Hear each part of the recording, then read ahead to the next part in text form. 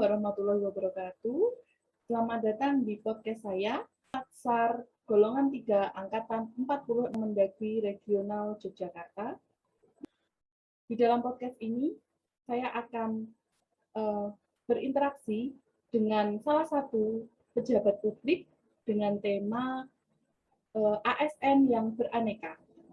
Saya perkenalkan dulu untuk pejabat publik dengan Dr. Hewan Santosa, bertempat di SAR Karantina Pertanian Surabaya, Kementerian Pertanian Republik Indonesia yang bertempat di Pelabuhan Tanjung Perak, Surabaya. Selamat siang, Dokter. Selamat siang, Mbak. Ya. Langsung saja, Dokter. Menurut Dokter, ASN yang profesional di lingkungan kerja dokter itu seperti apa? Baik, terima kasih atas waktunya untuk Dokter Medika. Di sini saya akan menjawab untuk ASN profesional ya. ASN profesional itu dia adalah yang mampu menerapkan 5 nilai-nilai yang disebutkan Dokter Medika tadi, diantaranya akuntabilitas, nasionalisme, etika publik, komitmen mutu, dan anti korupsi, seperti itu. Memang sangat diperlukan sekali ya dokter ya untuk nilai-nilai 5 nilai ASN tersebut di lingkungan kerja. Menurut dokter seberapa pentingnya nilai-nilai tersebut di dalam lingkungan kerja dokter, yaitu di Pelabuhan Tanjung Perak, Surabaya? Jadi kalau terhadap nilai-nilai itu sangat penting ya, Dok. Jadi karena kita itu menyangkut pelayanan publik, jadi ketika menerapkan nilai-nilai ini tentunya nanti akan pelayanan kita akan lebih baik dan tentu saja untuk mencapai pelayanan yang prima terhadap masyarakat seperti itu atau pengguna jasa. Untuk mencapai pelayanan prima pasti diperlukan 5 nilai tersebut ya dokter. Untuk Betul sekali. implementasinya secara per nilai itu seperti apa ya dok? Misalnya untuk nilai yang pertama yaitu akuntabilitas, mungkin implementasi di lingkungan kerjanya dokter bisa dijelaskan? Kalau untuk akuntabilitas kita di sini yang pertama itu tentu saja kita sebagai ASN khususnya di Badan Karantina Pertanian Kementerian Pertanian Republik Indonesia itu tentu saja bertanggung jawab terhadap kinerja kita yang diberikan dari pimpinan kita. Kemudian yang kedua kita tentu saja terhadap kinerja nanti akan ada evaluasi dan monitoring secara berkala terhadap kinerja kita seperti itu. Nah, di sini khususnya di Kementerian Pertanian itu kita ada yang namanya sasaran kinerja pegawai atau SKP. Jadi kita sudah dikasih sasaran kinerja selama 1 tahun yang nantinya itu akan dievaluasi atau dimonitoring dengan penilaian per bulan seperti itu. Setelah itu nanti per tahun juga ada penilaian terhadap SKP atau kinerja kita seperti itu. Untuk tantangan, hambatan, dan resiko dari akuntabilitas, implementasi akuntabilitas yang ada di lingkungan pekerjaan dokter mungkin? Saya kira untuk tantangan, hambatan dan risiko untuk khususnya di akuntabilitasnya itu nggak ada ya, Dok. Soalnya kita kan udah by system ya. Jadi ketika kita membuat sasaran kinerja pegawai itu kita sudah terlink atau tercatat di sistem yang namanya e-personal ya. Jadi kinerja kita itu tertulis, tercatat di aplikasi itu, kemudian dimonitoring dan dievaluasi di sistem itu juga. Jadi insya Allah terkontrol dengan baik. Jadi untuk kinerja kita terawasi seperti itu. Berarti kinerjanya sesuai tupoksi ya dokter ya? Ya, sesuai tugas dan fungsi kita. Untuk yang nilai yang kedua dokter tentang nasionalisme, apakah di lingkungan kerja dokter juga diterapkan nasionalisme? Misalnya contohnya mungkin dokter bisa memberikan contoh. Baik, kalau untuk nasionalisme itu tentu saja kita sering melakukannya ya, terutama dalam memakai atau mengenakan seragam dinas ya, seragam dinas. Kemudian kita mengikuti upacara-upacara hari besar maupun upacara nasional ya.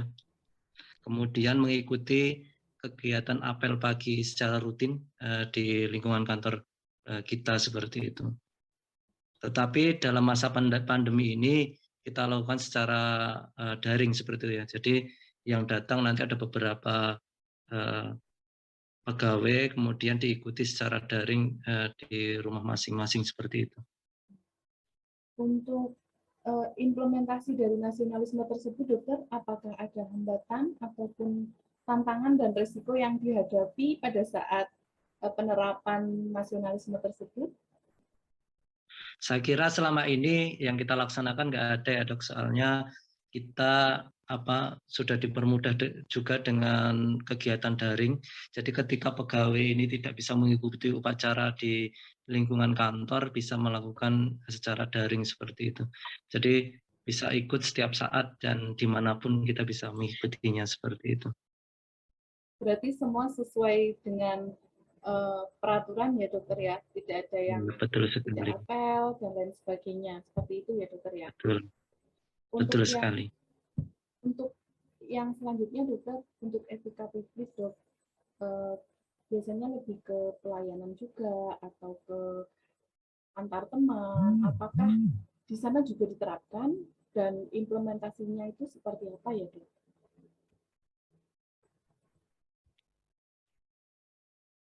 Iya, baik. Jadi untuk implementasi di nilai etika publik itu di kantor kami itu sering membudayakan saling menghormati dan menghargai antar pegawai ya, Dok. Jadi ketika kita bertemu antar sesama teman, kita saling tegur sapa, kemudian kita saling mengobrol gitu. Kemudian yang kedua itu menjalin komunikasi yang baik antar teman untuk mencapai kinerja yang sesuai target seperti itu.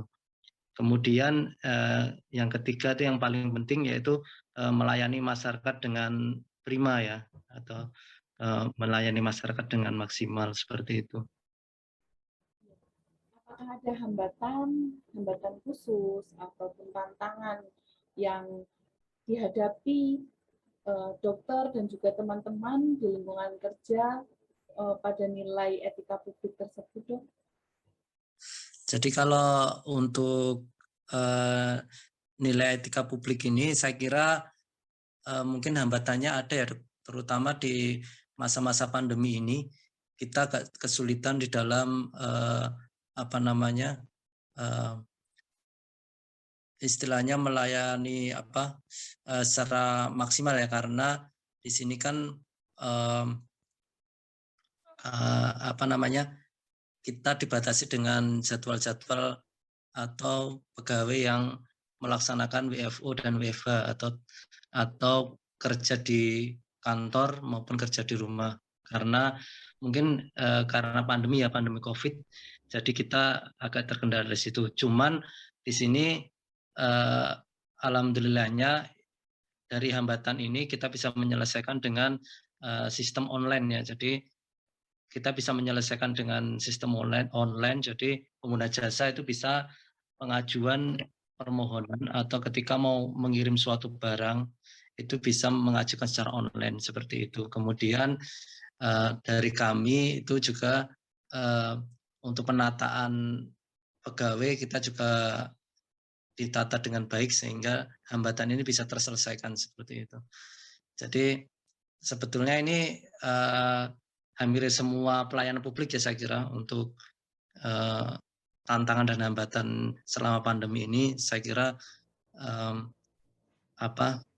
harus maksimal ya, pelayanan harus maksimal, makanya kita cari terobosan dengan cara melayani secara online, semisal nggak bisa tatap muka, kita semaksimal mungkin untuk memanfaatkan media online untuk melayani pengguna jasa dengan baik seperti itu. Ya. Jadi walaupun ada hambatan, tapi masih dapat diminimalisir dengan adanya solusi-solusi tersebut ya dok ya, misalnya Betul dengan sekali. online, daring, dan lain Iya, sebagainya. betul sekali. Ya.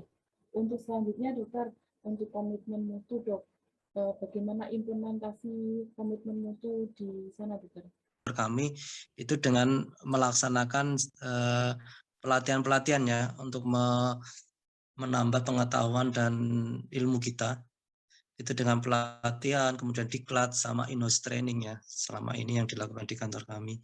Jadi untuk mengupdate ilmu-ilmu pegawainya atau ASN di kantor kami sehingga kita update terkini terhadap ilmu-ilmu yang berkembang saat ini seperti itu. Apakah ada hambatan-hambatan terkait adanya pengadaan diklat ataupun adanya in-house training tersebut dokter? Saya kira enggak ya karena di masa pandemi ini untuk in-house training maupun diklat atau pelatihan kita laksanakan secara daring atau online seperti itu.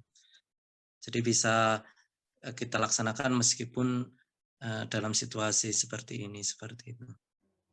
Berarti tidak ada hambatan ya dok, karena dapat diselesaikan dengan Ya, online betul. lagi seperti itu. Ya. Nih, untuk yang terakhir juga untuk prinsip anti korupsi yang ada di Tanjung Perak, Surabaya, apakah ada contoh-contoh atau implementasi-implementasi yang dilakukan di sana, dokter? Baik, kalau untuk nilai anti korupsi, tentu saja di sini kita yang pertama, yang paling penting itu di kantor kami, karena ini kan berhubungan sama pelayan publik, itu yang paling penting itu kita tidak menerima suap, pungli, dan gratifikasi. Kemudian kita juga datang dan pulang dengan tepat waktu, karena di sini khususnya di kami itu kita menggunakan absensi secara elektronik ya, jadi menggunakan pakai cek log mesin gitu, jadi meminimalisir untuk absen itu sesuai dengan kita ya, jadi pakai elektronik seperti itu. Kemudian di sini untuk kita penerapan nilai anti korupsi ini di kantor kami itu sudah dibudayakan terhadap pengguna jasa itu kita berhubungan sama pelayanan publik ya, jadi kita itu ketika melalui lintaskan suatu barang itu kan kita ada namanya PNBP ya, jadi penerimaan negara bukan pajak, nah itu dan harus dibayarkan oleh pengguna jasa. Nah, di kantor kami itu sudah tidak menerima uang tunai ya, jadi kita sudah menggunakan sistem transfer atau EDC ya, pakai alat EDC, sehingga pengguna jasa itu tidak mengasih uang tunai kepada petugas, jadi untuk meminimalisir terhadap suap, pungli, dan gratifikasi tersebut. Jadi sudah transparan ketika dia bayar berapapun itu dia sesuai yang dibayarkan dengan transfer maupun dengan alat EDC tadi seperti itu. Berarti semuanya transfer ya dok, tidak ada yang tunai atau Ya, memberikan tunai. sesuatu barang kepada petugas Betul, itu tidak ada ya dok? sudah ada ya. Ya. Selain Karena itu, sistem kita sudah transfer atau pakai alat gesek atau EDC tadi seperti itu. selain itu terlambat itu juga sepertinya korupsi juga ya dok, kalau kita lihat Ya korupsi betul, waktu ya. korupsi waktu. Betul. Ya, kemudian ini mengenai absensi ini kita juga sudah terkontrol ya. Nah, karena absensi ini itu dia ketika kita telat gitu kita akan kena disiplin indisipliner ya. Jadi ada hukuman. Jadi dengan adanya seperti itu petugas kami itu sudah terbiasa datang tepat waktu, karena ketika dia telat otomatis akan mendapat hukuman seperti itu. kena disiplin pegawai. Apakah jika WFH juga melakukan absensi tersebut dan harus tepat Betul waktu? sekali. Ya, jadi untuk WFH kita menggunakan absensi timestamp ya. Jadi ketika kita kerja di rumah itu harus ada bukti, yaitu bukti kinerja kita, terutama yang absensi tadi dengan menggunakan swafoto yang ada tanggal, jam, waktu, dan tempat kita melaksanakan tugas. Kemudian selain itu dengan WFH pun meskipun kita kerja di rumah itu harus ada output yang harus diupload di aplikasi ya setiap harinya. Yang tadi yang saya bilang yang awal tadi sasaran kinerja pegawai itu kita harus upload kegiatan kita atau aktivitas kita selama WFH di aplikasi tersebut.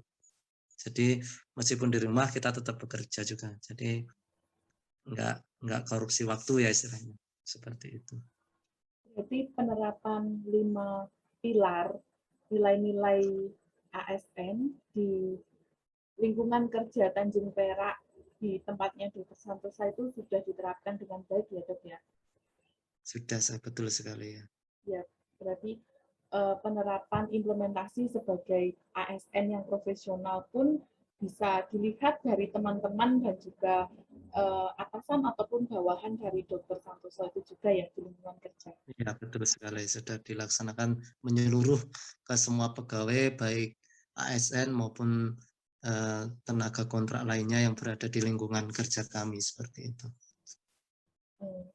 Terima kasih dokter atas ilmunya, sharingnya yang sangat bermanfaat pada podcast kali ini yang sudah membuka wawasan lebih luas mengenai dunia kerja di luar sana tentang implementasi, hambatan, ataupun resiko-resiko di lingkungan kerja di luar sana. Terima kasih dokter. Selamat Sama-sama. bekerja. Assalamualaikum Ya, terima warahmatullahi kasih. wabarakatuh. Waalaikumsalam warahmatullahi wabarakatuh.